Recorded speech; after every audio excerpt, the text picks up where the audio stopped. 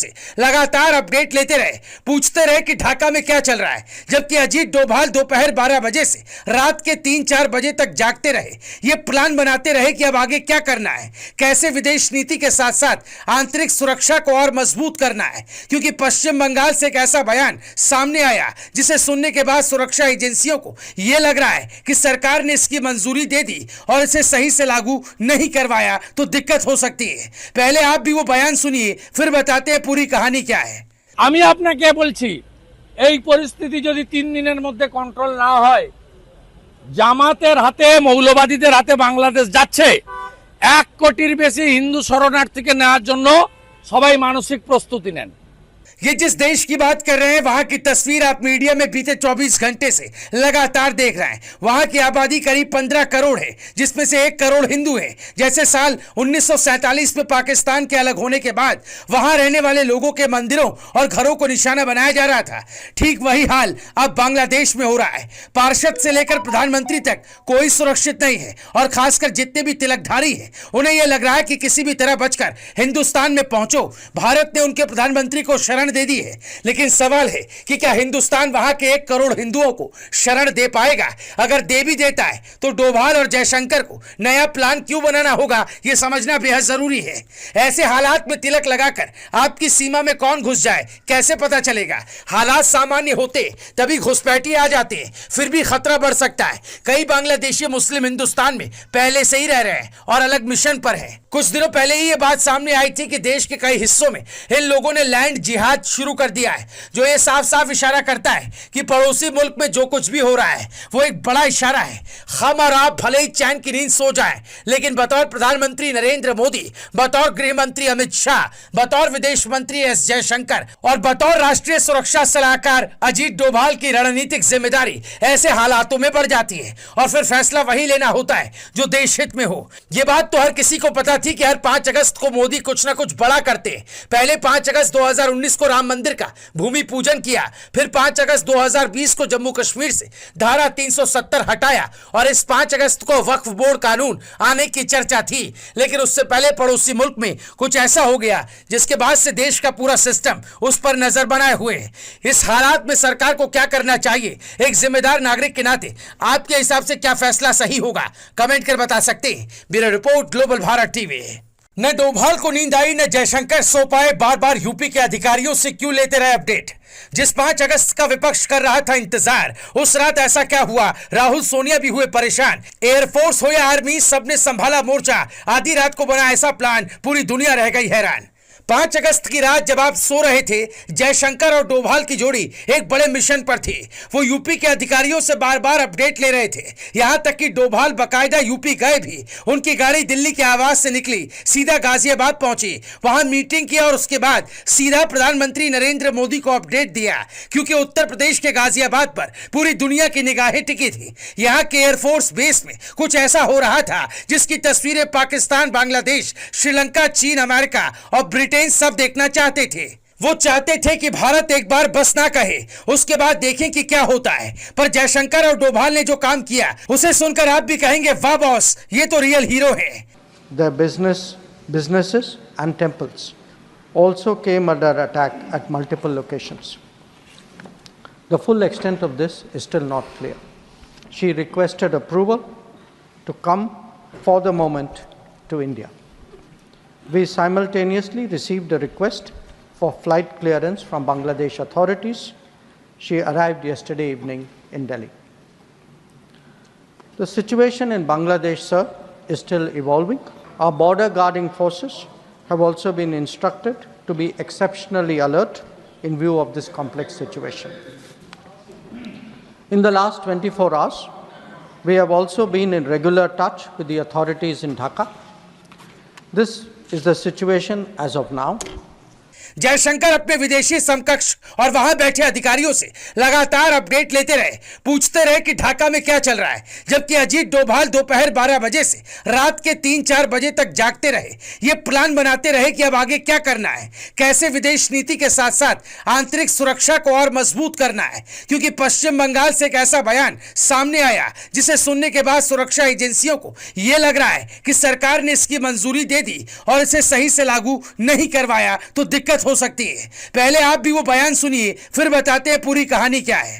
আমি আপনাকে বলছি এই পরিস্থিতি যদি 3 দিনের মধ্যে কন্ট্রোল না হয়, জামাতের হাতে মৌলবাদীদের হাতে বাংলাদেশ যাচ্ছে।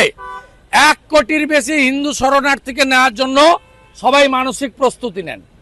ये जिस देश की बात कर रहे हैं वहां की तस्वीर आप मीडिया में बीते 24 घंटे से लगातार देख रहे हैं। वहां की आबादी करीब 15 करोड़ है, जिसमें से 1 करोड़ हिंदू है। जैसे साल 1947 में पाकिस्तान के अलग होने के बाद वहां रहने वाले लोगों के मंदिरों और घरों को निशाना बनाया जा रहा था, ठीक वही हाल अब बांग्लादेश में हो रहा है। पार्षद से लेकर प्रधानमंत्री तक कोई सुरक्षित नहीं है, और खासकर जितने भी तिलकधारी है उन्हें यह लग रहा है कि किसी भी तरह बचकर हिंदुस्तान में पहुंचो। भारत ने उनके प्रधानमंत्री को शरण दे दी है, लेकिन सवाल है कि क्या हिंदुस्तान वहां के 1 करोड़ हिंदुओं को शरण दे पाएगा? अगर दे भी देता है तो डोभाल और जयशंकर को नया प्लान क्यों बनाना होगा, यह समझना बेहद जरूरी है। ऐसे हालात में तिलक लगाकर आपकी सीमा में कौन घुस जाए कैसे पता चलेगा? हालात सामान्य होते तभी घुसपैठी आ जाते हैं, फिर भी खतरा बढ़ सकता है। कई बांग्लादेशी मुस्लिम हिंदुस्तान में पहले से ही रह रहे हैं और अलग मिशन पर है। कुछ दिनों पहले ही यह बात सामने आई थी कि देश के कई हिस्सों में इन लोगों ने लैंड जिहाद शुरू कर दिया है, जो ये साफ साफ इशारा करता है कि पड़ोसी मुल्क में जो कुछ भी हो रहा है वो एक बड़ा इशारा है। हम और आप भले ही चैन की नींद सो जाएं, लेकिन बतौर प्रधानमंत्री नरेंद्र मोदी, बतौर गृह मंत्री अमित शाह, बतौर विदेश मंत्री एस जयशंकर और बतौर राष्ट्रीय सुरक्षा सलाहकार अजीत डोभाल की रणनीतिक जिम्मेदारी ऐसे हालातों में बढ़ जाती है, और फिर फैसला वही लेना होता है जो देश हित में हो।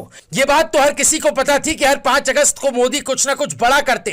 पहले 5 अगस्त 2019 को राम मंदिर का भूमि पूजन किया, फिर 5 अगस्त 2020 को जम्मू कश्मीर से धारा 370 हटाया, और इस 5 अगस्त को वक्फ बोर्ड कानून आने की चर्चा थी।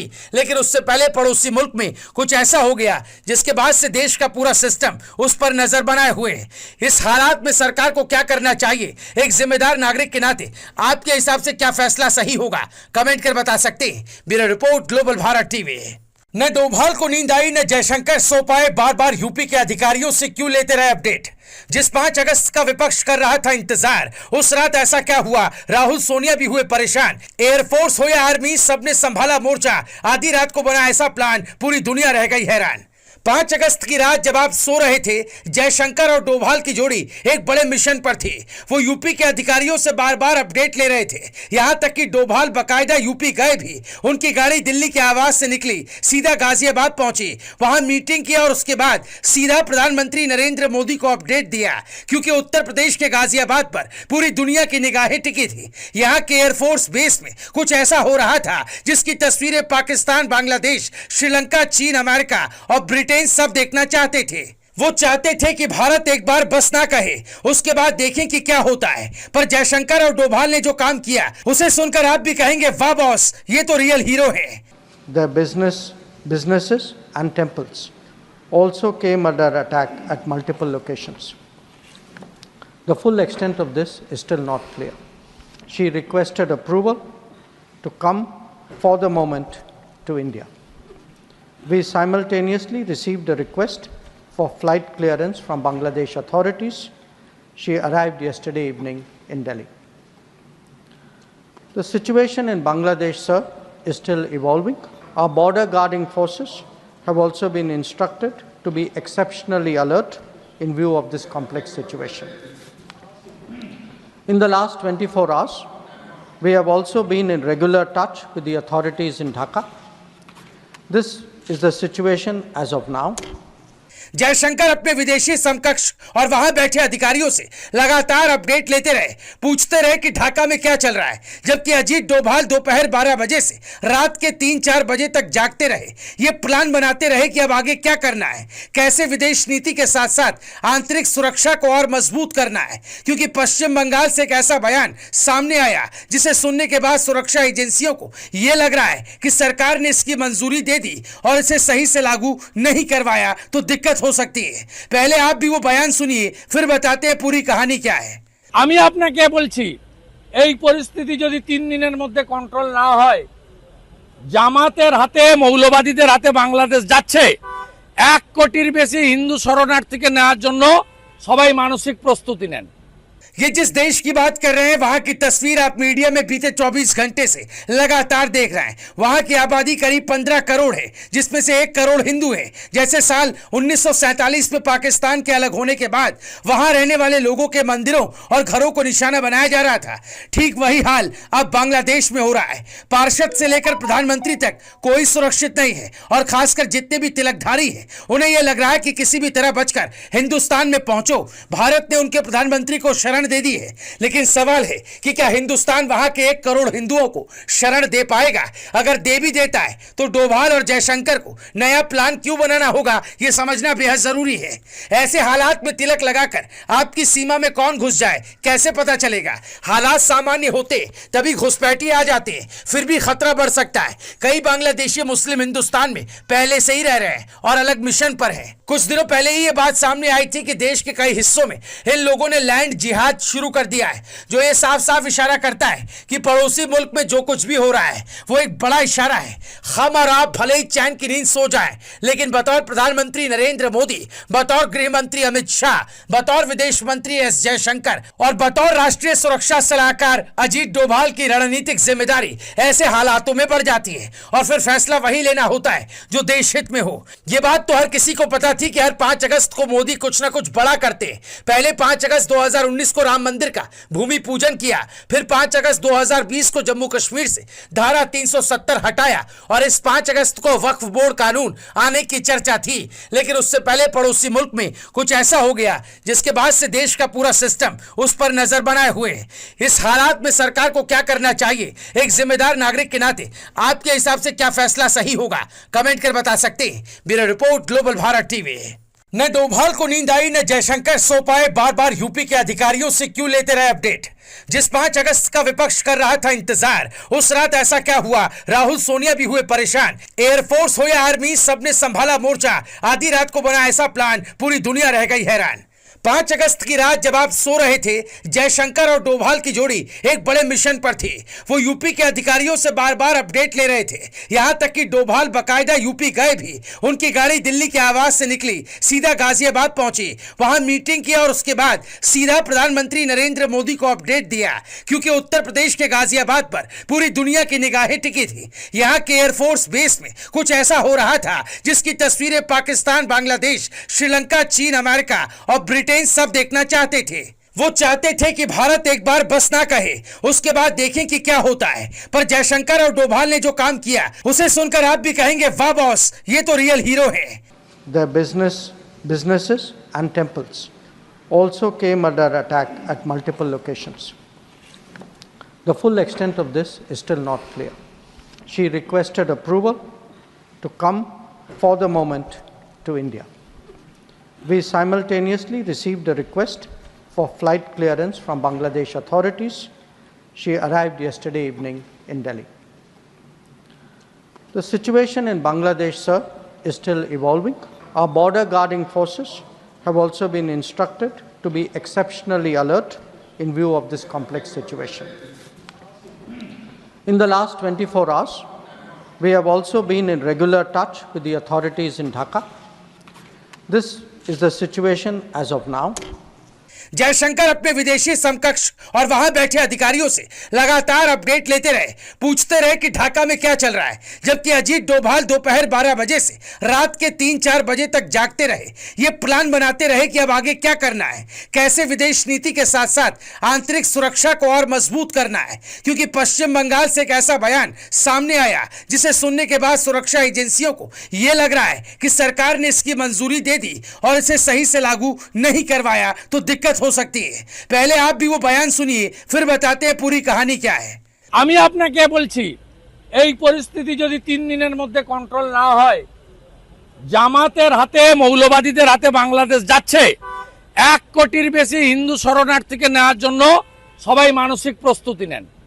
ये जिस देश की बात कर रहे हैं वहां की तस्वीर आप मीडिया में बीते 24 घंटे से लगातार देख रहे हैं। वहां की आबादी करीब 15 करोड़ है, जिसमें से 1 करोड़ हिंदू हैं। जैसे साल 1947 में पाकिस्तान के अलग होने के बाद वहां रहने वाले लोगों के मंदिरों और घरों को निशाना बनाया जा रहा था, ठीक वही हाल अब बांग्लादेश में हो रहा है। पार्षद से लेकर प्रधानमंत्री तक कोई सुरक्षित नहीं है और खासकर जितने भी तिलकधारी हैं उन्हें यह लग रहा है कि किसी भी तरह बचकर हिंदुस्तान में पहुंचो। भारत ने उनके प्रधानमंत्री को शरण दे दी है, लेकिन सवाल है कि क्या हिंदुस्तान वहां के 1 करोड़ हिंदुओं को शरण दे पाएगा? अगर दे भी देता है तो डोभाल और जयशंकर को नया प्लान क्यों बनाना होगा, यह समझना बेहद जरूरी है। ऐसे हालात में तिलक लगाकर आपकी सीमा में कौन घुस जाए कैसे पता चलेगा? हालात सामान्य होते तभी घुसपैठी आ जाते हैं, फिर भी खतरा बढ़ सकता है। कई बांग्लादेशी मुस्लिम हिंदुस्तान में पहले से ही रह रहे हैं और अलग मिशन पर है। कुछ दिनों पहले ही यह बात सामने आई थी कि देश के कई हिस्सों में इन लोगों ने लैंड जिहाद शुरू कर दिया है, जो ये साफ साफ इशारा करता है कि पड़ोसी मुल्क में जो कुछ भी हो रहा है वो एक बड़ा इशारा है।